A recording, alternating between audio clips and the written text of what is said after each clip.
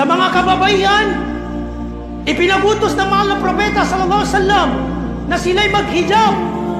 Ang mga sahabiya at mga kababaihang sahaba ay naghihijab at hindi nila ito kinakahiya.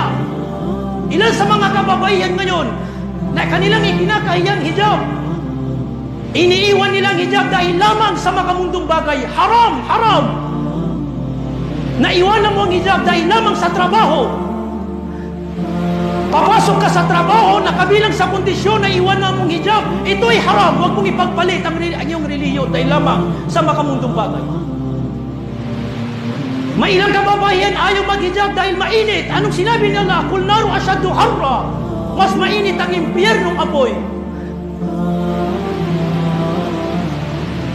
Bilang babae, pinangalagaan ka ng relihiyong Islam, itinaasan yung antas sa pamamagitan ng hijab. Pinangalagaan ka ng Islam dahil sa hijab na ito. Minamahal ka, hindi katulad ng mga kufar na parang mga lalaki, itong mga kababaihan sa kanila na naghahalo-halo. Kaya kung gumawa sila, kung anong mga ginawa nila ay parang mga hayop na walang relihiyon, walang panuntunan. Pero ikaw na babae sa Islam, itinaas, pinangalagaan ka, binigyan ng alaga. Binigyan ka ng karapatan ng Islam, kaya irespeto mo. Bigyan mo ng dangal, pangalagaan mo itong dangal at respeto na ipinagkaloob sa'yo ng relihiyong Islam.